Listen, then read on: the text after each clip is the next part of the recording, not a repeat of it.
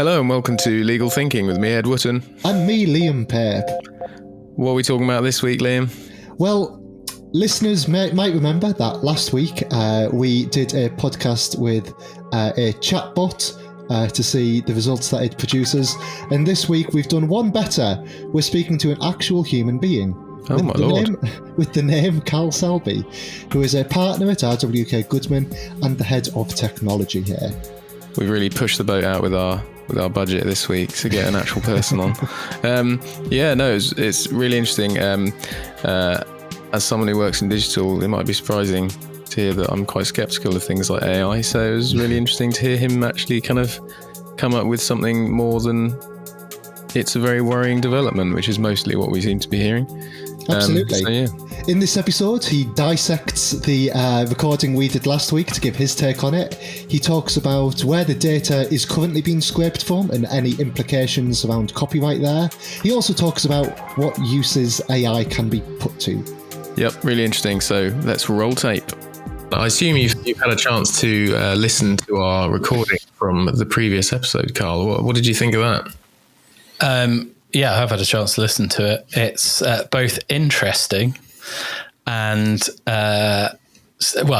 it's slightly scary in the sense that a lot of the stuff that the AI is putting out is very accurate, albeit it's at a very high level. So it couldn't really be used for, giving legal advice or other good stuff that we might do. But it's certainly something that if you wanted a basic overview of the legal implications as things stand at the moment of AI generated content, well, actually, it's not a bad starting point.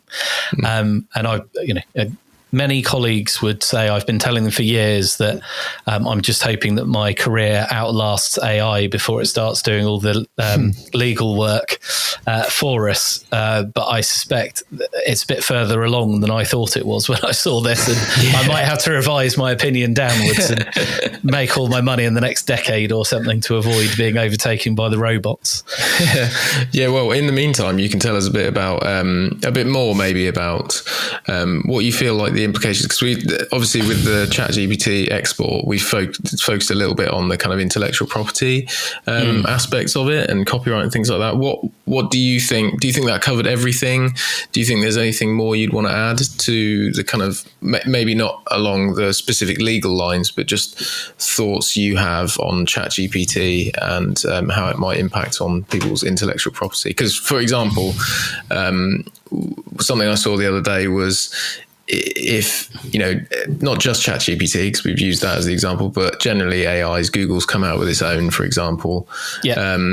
I saw something the other day saying, well, if Google's just going to scrape all our content and then just serve it up without ever leaving Google, then surely people are just going to start blocking their bot, if that makes sense. Is that a fear for people who might want to use AI, that it's kind of like people just get fed up of it kind of scraping and stealing their content and serving it up somewhere else? Is that something you've seen? I haven't seen that as a particular issue yet, but I suspect it's only a matter of time, because if you look at how a lot of the, a lot of content sites on the internet work, the quid pro quo for a search engine is, yes, you'll appear in the search results as a result of having your SEO well prepared and also putting up good quality content that people want to read.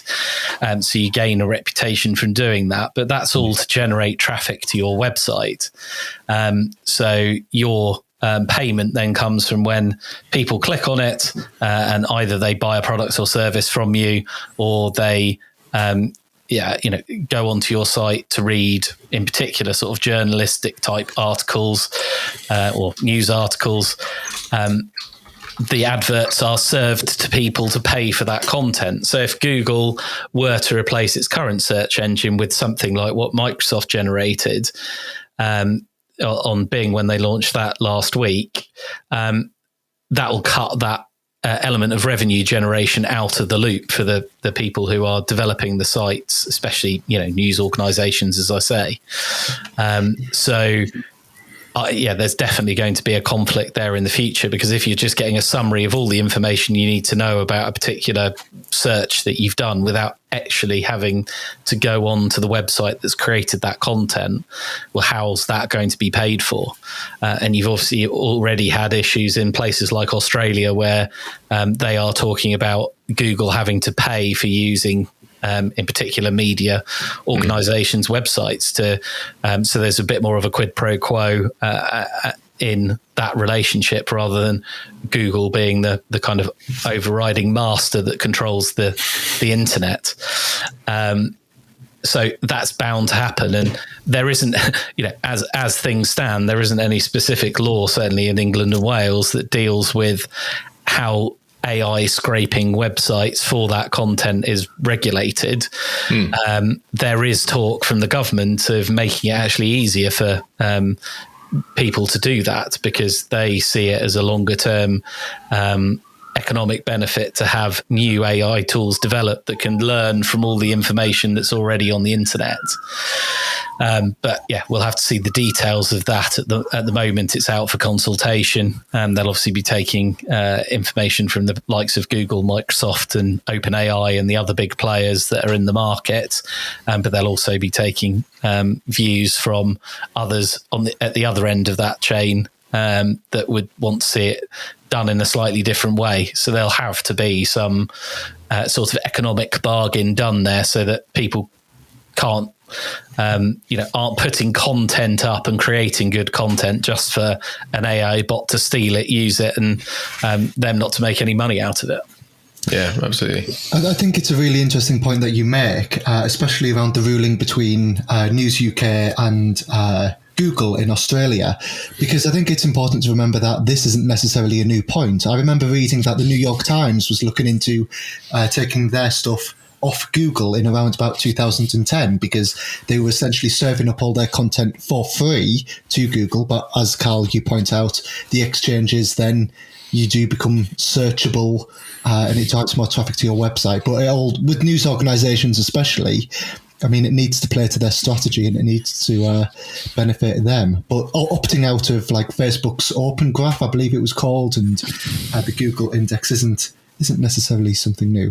But anyway, Carl, if you'd like to outline what you think some of the practical uses for AI and ChatGPT-3 might be. So you mentioned that it hasn't got to the point yet of quite replacing what you do as a lawyer. No. But in your opinion, what do you think the use is right now? Now it's launched on Bing and ChatGPT is open to the public. What are you seeing people use it for?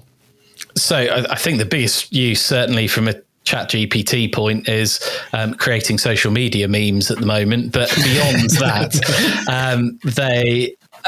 there is a useful service that it can provide in doing either low-level drafting work. I think there's probably a lot of content creation going on it at the moment, especially amongst some of the, I talk about the media sites, and there's obviously different levels of journalistic output, and some of it is at the moment, pure clickbait to create money by getting people to click links. And my understanding is that's being used, or AI in general is being used quite extensively now to create your run-of-the-mill type articles. So nothing that requires a lot of investigation or needs a lot of input from a human. But if you want to do a piece every morning that runs what the stock price at the FTSE is, you don't get someone to look that up any longer. You just get the AI to look at the FTSE website and report it. Absolutely. And put some fluff around it. So I know that CNET, for example, has already started producing AI articles, but they're not declaring which ones are written by a human and which ones are written by the AI bot. Yes, yeah, that's right. And do they refer to the editorial team when people think it's coming from the AI rather than the individual journalists that might have written it? I think I read that somewhere. There's a bit of a hint that if it says from the editorial team, it may well be at least background AI generated. I'm sure and they are edited by them. Yeah, I was going to say they're still doing some editing in the background, I'm sure, because it's not reached the level of sophistication yet, I wouldn't have thought, where you'd want to put that up without someone casting an eye over it and, giving out false information effectively. So, that's certainly one use. There's obviously the children cheating at their homework use by getting essays to be written by it, which I suspect will be a fad until the tools get a bit more sophisticated. But although it passed an MBA in America, didn't it? I was going to say it did pass an MBA, so it can certainly generate good enough stuff to get a reasonable grade without too much difficulty. But in a business context, there are also AI applications now that are writing code. GitHub, I think, have launched a platform where you can write your code or get AI to fill in the gaps in your code. Add things to it, and that's being used quite heavily by developers at the moment to do some of the more run-of-the-mill coding tasks that they might need to do in a particular project. And then the other context I've sort of heard of it being used in is in things like research, where you want to take a large amount of information and then either summarize it or draw out key themes. So rather than say write a research paper, it might just suggest some topics or headings that you might want to use as the structure for that paper, and that kind of potentially also has some quite useful implications in terms of reducing the time that's spent doing the grunt work on those type of projects. I think the recurring theme in all the kind of examples you've mentioned there is it's a start, as in with homework, it might be a good place to start an essay. With the research, it's a good place to suggest headings. And similarly with writing pieces of online content, like what CNET's doing, it then still needs to be reviewed by editors. And even when I've heard interviews with artists and creative writers over the last few weeks since this was launched, the ones who aren't completely against it have said, oh, well, it is actually quite useful to offer starting points to kind of get the creative process going. Yeah, no, exactly. And I suspect in due course, in our field or, things like accountancy or other things where you're taking information, testing it, producing it in a certain format, it will be incredibly useful because you can just dump the data in and get the output out without having to do much of the work yourself. So they're the more obvious uses for it, rather than, I don't know, writing glorious symphonies or something like that, which might be a bit more complicated and need more input from a human. Although having said that, you've got DALL-E, haven't you, and other image generation tools where you put in, you want a pink elephant drinking tea on a unicycle, and it will come up with an image of it. Yeah, I mean, that all sounds kind of fantastic to allow people to have kind of a leg up. But obviously there are also kind of business and wider risks. The launch of Google's AI having, hit their stock price because it made seemingly a minor mistake, though there's a discussion online as to whether it did make a mistake about, whatever. But also wider concerns. I was reading something the other day about some medical research that was going on where they're trying to find vaccines or treatments for various things. And they then told the AI to reverse engineer what it was doing, and it basically came up with a whole new load of nerve agents that would be extremely dangerous, and obviously it would require chemical, an understanding of chemistry to make them, but it then gives people a pretty horrible leg up. But focusing on the business issues, I suppose, when you've got something that's potentially scraping the internet, how it's doing that, who knows how far it's going into various websites and things like that. What are the data protection kind of implications for use of AI in terms of it then just producing stuff that throws out on the internet without oversight? Yeah, well, yes. So I think there's two things to talk about there when it comes to scraping. First of all, we've already touched on it. It's the sort of intellectual property aspect of someone's put some content on the internet. Your AI tool is going out to look for it, finds it. Is it then infringing your copyright by taking that information, using it to train itself by, if you've got a picture of an elephant, to give it more context for when someone asks for the pink elephant sipping tea, riding a unicycle? And the answer to that is probably yes, but no one actually knows because it's not yet been tested. And then there's the one stage further, which is, as you say, the data protection implications, which is, let's say that's an image of someone's face. So it can identify that individual, particularly where the image is tagged with that individual's name. So, it might be you go onto the RWK Goodman website, you want to look for who's in charge of PR, and you get a fantastic picture of Liam come up, but actually it's not you doing that, it's AI doing that, and it actually goes out to the whole internet and tries to find images of Liam doing whatever he might have been up to throughout his entire life, and then collating all that information for the purposes of, I don't know, someone wanting to know whether they should employ Liam or not. And all of that activity is processing personal data by the person who, or the legal entity that has instructed the AI to do that. So in that scenario, you would have needed to at least tell Liam that you were going to do that. But obviously, if you're not looking specifically for Liam because you're just looking for any human who might be doing a particular thing, I don't know, it might be you want to find humans who have played football.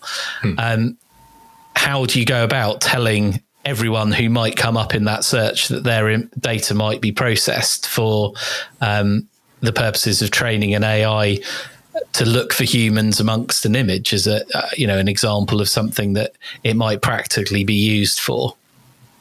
And that's a much more difficult issue to deal with, and you would have to, as the person or the company that is creating that AI, do a proper risk assessment as to how likely it is that anyone would ever be able to identify individuals from those images and how that's being processed, to decide whether there was, in the particular instance, anything you needed to do to comply with your obligations under either UK GDPR as it is now post-Brexit, or GDPR if you're dealing with it in Europe. And that's not a simple question. And, one of the reasons why the Information Commissioner's Office have been working with a number of AI companies to basically come up with a framework for how people ought to deal with AI projects that they're running, and looking at steps they can take to build their process so it is as compliant as it's possible to be.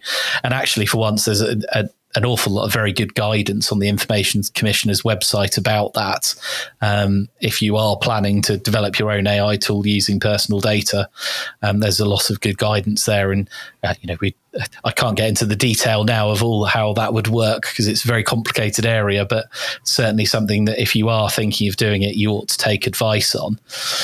And then there's a third tranche to this, which is if you've got some information that is made available publicly for a specific use. So, for instance, you might have a university or other academic institution make data sets available to others on for non-commercial purposes.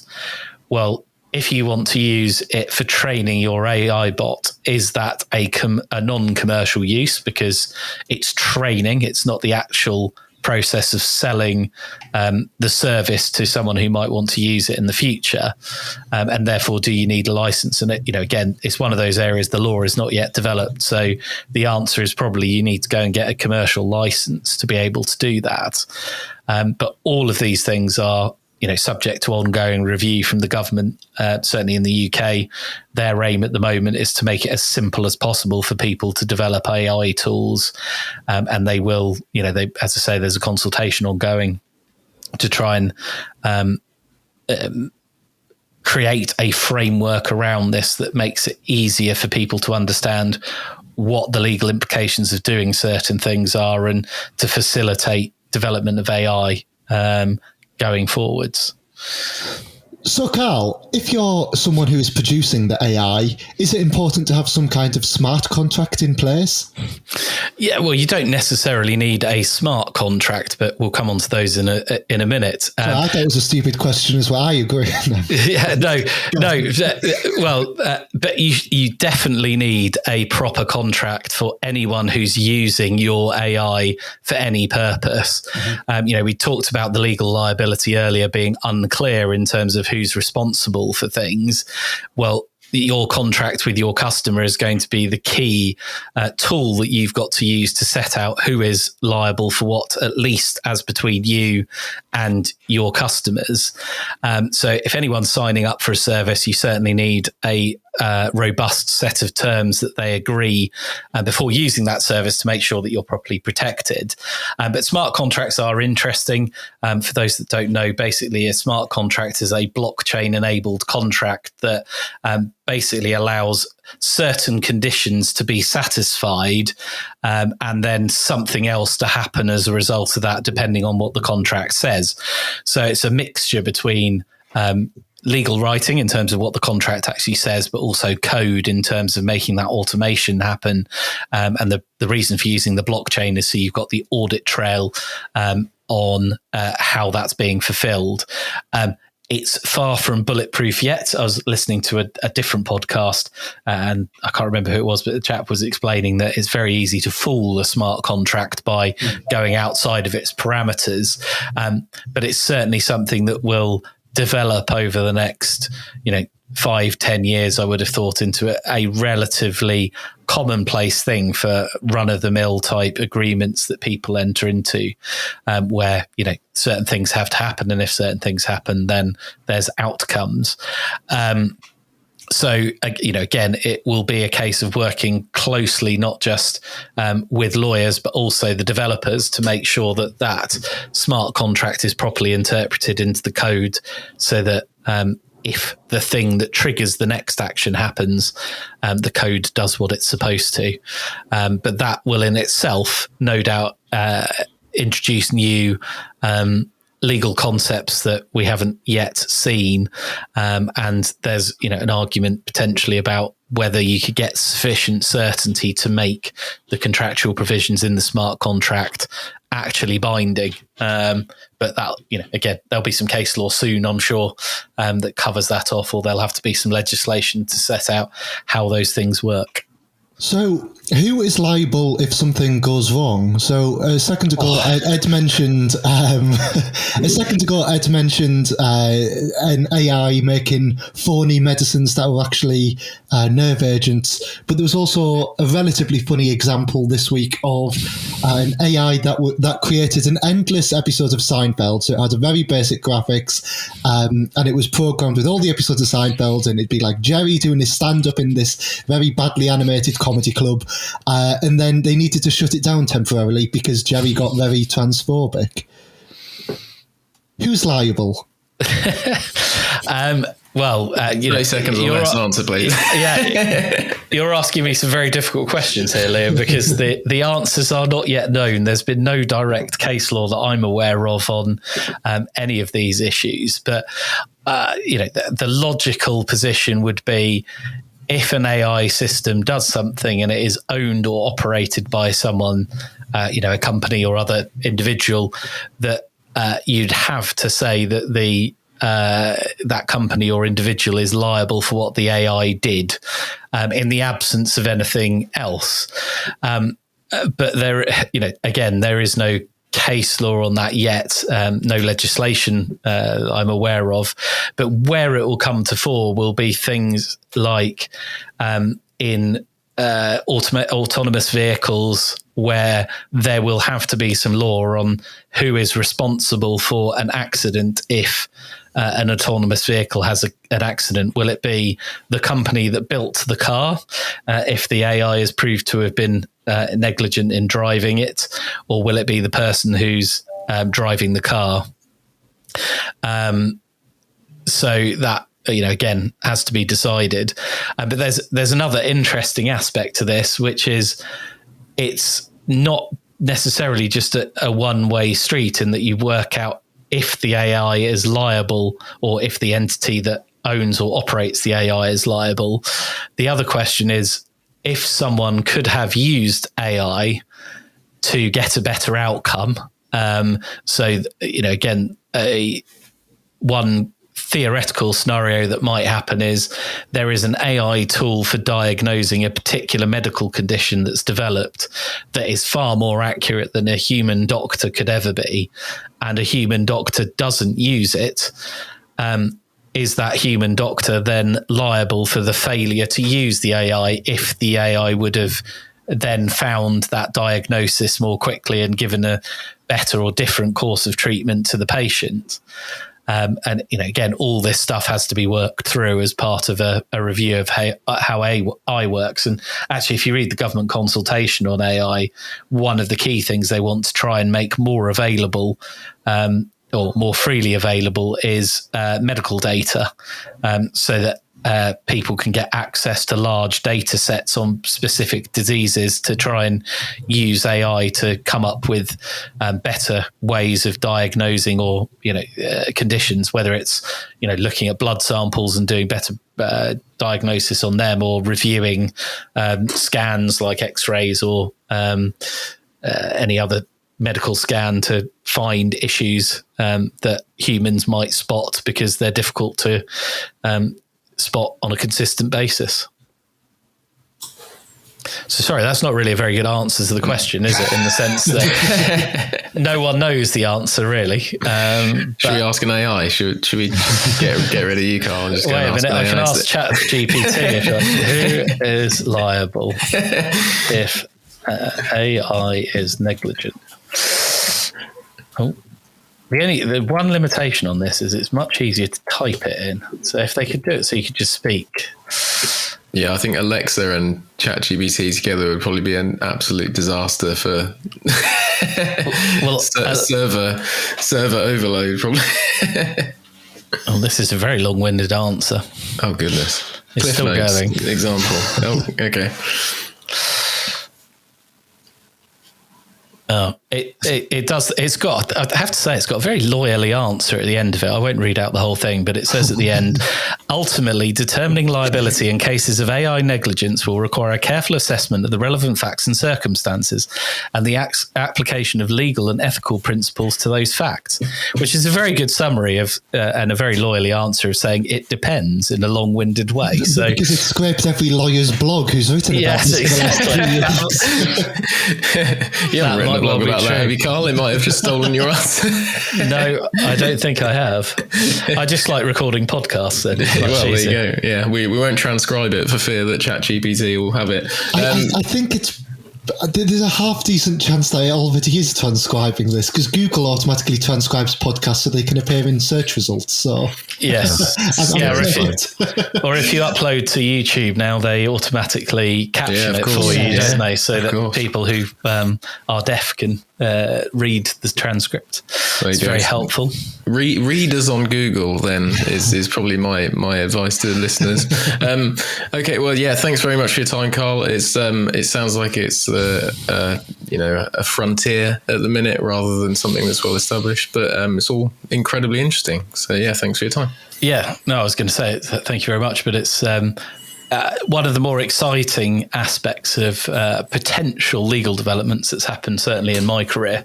It's going to take a lot of planning, and then there'll be a lot of updating as things come out. But obviously, my concern is that the law will not move as quickly as the technology, because that seems to be moving apace. Google have launched a product, Microsoft have launched a product, OpenAI, which is funded by Microsoft, but also has got Elon Musk behind it, hasn't it? Are putting an awful lot of money into a lot of tools. So it's only a matter of time before governments around the world are going to need to deal with this. I did say to a colleague earlier when I was talking about this podcast, I'd definitely get Skynet in to the this singularity discussion. is nigh. Yeah, exactly. And that's the other great challenge from a kind of not legal point of view, but a moral point, an ethical point of view. How far do you want this to go? Because AI will do what it's told. So the classic example is still the paperclip, isn't it? If you tell it to make as many paperclips as possible, when will it stop to harvest the materials to do so? Exactly. Well, I'm definitely going to link the article I read about the nerve agents into the description of this episode, so that everyone can see what I'm talking about. And I'll link the one about Seinfeld as well. Yes. Exactly. So yeah. Again, thanks very much for your time, Carl. We'll leave it there. Thank you for listening to Legal Thinking, and thank you to our guests for joining us on today's podcast. If you want to find out more about the topic that was discussed today, make sure to have a look in the show notes where we'll have linked everything up.